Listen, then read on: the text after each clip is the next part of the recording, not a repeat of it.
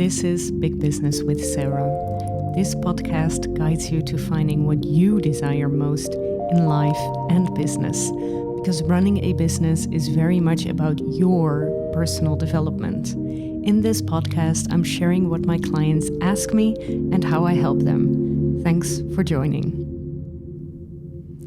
How to write your non-fiction book in your niche. That's what I'm helping you with today. Maybe you're thinking of planning, to write a book, in your niche. And I'm sharing with you this time a question coming in from one of my private clients. She works with me for almost a year now. And aside from many other things that I'm helping her with, I'm helping her create a book. She's published many articles in the academic field, but hasn't yet published a life work of her method in a way that it is available to the public. And a book can help you claim authority, and not that my client needs that, but you might want that. And a book can also help you sort all of your thoughts and ideas. And in this episode, I'm sharing how I'm helping my client, and also I'm referencing different books and what I've seen in their process, and also a little bit how I am preparing for my own book, which I am going to write very, very soon, hopefully. And I'm also a little bit motivating myself with this episode, because I also wanted to sort my thoughts on this. How did I help my clients with this? What kind of conversations did I have? So I'm sharing it all with you in this episode. Hopefully it helps you too. So the first step for my client was to sort out what she needed to share and for whom. And I also spoke about this later with Karen Dendas. She is the writer, and if you're watching on YouTube, you see that I'm holding up her book. She's the writer of the book YOLOpreneur, and she's also a business friend of mine. And she's told me, before writing the book, you should be really clear on what your goal is. So this also really helped her, decide whether or not she wanted to work with a publisher. She did. With Lano, and she shared with me, her process and also her thinking process in this. And, really determine your goal. What do you want from it? So, for instance, you can say, I believe this is for a big market, so I'm going to sell many copies. So you can maybe benefit from publishing the book yourself and buy it in bulk. Or maybe let it print on demand. There's so many options, and obviously printing on demand is costing you more per book, but it might be a safer option. And then I also read some stories on many different people, and I also read this actually in the other book. Sorry that I'm making a little bit of noise, but I'm showing the books here. The bestseller book from Charlotte Meindersma and Hanneke de Wit. And they are, both also talking about, the difference of self-publishing, the reason why you should or shouldn't. And it's a really nice book. It's written in Dutch, so if you're Dutch, it's really a tip. And also the YOLOpreneur book, of course. But then, of course, you have to market and distribute everything yourself. So, or you can work with a publisher, which gives you the opportunities to also focus on the writing process. And of course, you have to do some marketing yourself, but you won't have the hassle of the investment upfront. But you won't get as much money per book, though. I think it's about €2 a book. I mean, really depending on the publisher, obviously. And I also spoke to another client of mine who is a writer, and she figured out that writing her book, which is published and is actually selling really well, is actually giving her 2 cents per hour. We looked at her hourly rate, how much time she spent on the book, and so that's she does many other things for money, but writing is one of them. I'm also going to talk about that a little bit more later. So how a book can be a driver for the rest of your business. Anyway, so first think about your goal. If you want to sell more from the book, then either option is fine. So for instance, what can you sell after the book? So, what do people want to know more of? Do they want to work with you after they've read the book? Maybe. And someone who does this really well is, I'm grabbing the book again, is and there are so many more examples, by the way, is Donald Miller from building, the author of Building a Story Brand. And so I bought that, and I was also looking at it from a business perspective, and there were some templates. I don't really remember what it was, but I could download templates for free, and then I would receive weekly emails with offers I wasn't really interested in. But I mean, I think it could work for him. You know, this is just my personal experience because I'm not a copywriter, but I do find it very important to, you know, use his method, which is actually a great method. And, you know, he's looked at all different kinds of storytelling, and, you know, he's found the Holy Grail. Actually, I think he did. And he said, you know, after reading this book, you won't be able to watch another movie without seeing it. And he's right. So, a good movie, actually. So, but anyway, not talking about the content of this book, actually, you know, this is the problem when you're a reader like me.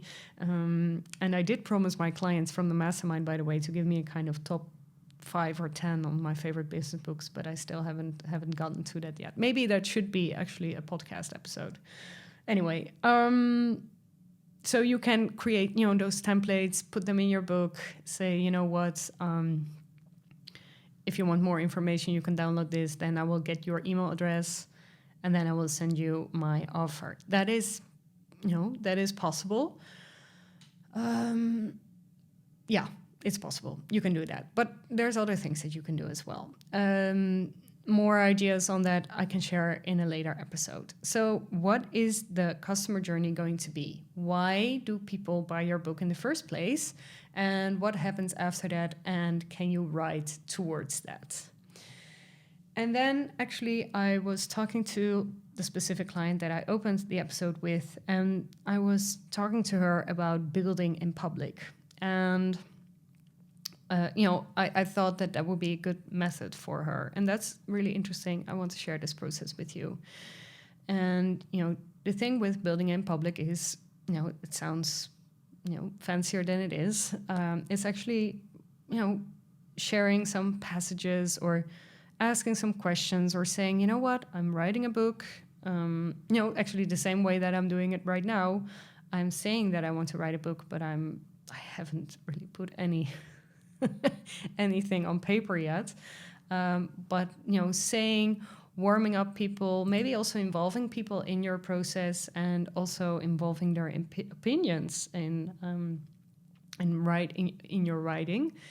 And she told me that she didn't want to do that, and I completely respect that. It's a lot of work, and I am not so sure if I would have done it if okay, and now it's again, my cat is going to the bathroom. I've been quiet the entire day, and or actually bathroom, litter box, and now I'm talking, and obviously now they think I'm not sure who it is, that they should go, you know, do their thing.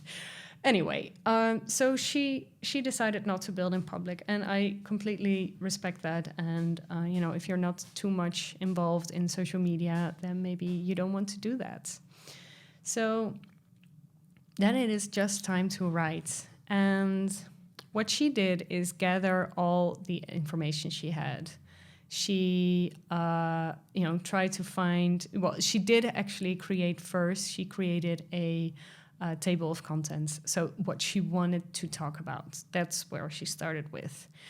And so she searched and found articles, you know, previous talks, reports, whatever, about those specific contents. So what were, you know, kind of the chapters in her book. And so she just gathered it, and then she started writing. You know, she started putting all the information in one big document, and you know, she kind of added some text, but she didn't edit. So not edit, but added with a double D. Edie, some other text. And actually, my client did a brilliant job in that. And because I would probably already edit, and that's really bad. So, and she just kept on writing without editing some text of, all the old articles or talks she gave. She just put them all in, and they were all different, in their tone of voice, and obviously also, in the target group that she was speaking to, sometimes texts are really academical, others are a little bit more lowbrow. And at some point in the process, and I'm going to share more about that later, is I was looking at her notes thinking, all right, I think we might want to start to structure, because we do have the table of content, but we do want to find a structure which helps her, kind of, decide the shape and form of the book, what is kind of the format actually. And to help her go forward instead of going really deep into the writing dungeon. Because I do believe that once you're starting writing, you can do this for years and not publish anything. So this is where we started to create a structure of her book. And this was because we were looking at actually, I helped her with this, create a structure for her. And this was because I was looking at the content and what does she like to speak about. And one of the things that I saw as a reader is that the stories that she wrote, and in a wider context, actually, the book is also very much about her personal experience with everything. And it really fits her brand, her story, and the way that she works. So we're making her personal story the opener, and we will finish it at the end of the chapter. We kind of make the personal reference again. So it's kind of a packaged story, in itself. And after we came up with the structure, it really helped her write with even more clarity. And, actually, because of that, beautiful personal anecdotes came up. And actually, we're currently in this phase of writing more and adding more to the structure. But I really feel like we're almost there. And now I want to share something more about the process, because at the beginning of writing this book, my client struggled with finding the time to write. And I guess everybody who does that, and I'm sure it will happen to me as well, because she does have a lot of meetings, she does have a lot of deadlines, all those things. So I suggested she would have someone to read her progress every week, so that she would have a deadline for that, and kind of the pressure of someone else, so an accountability partner, really.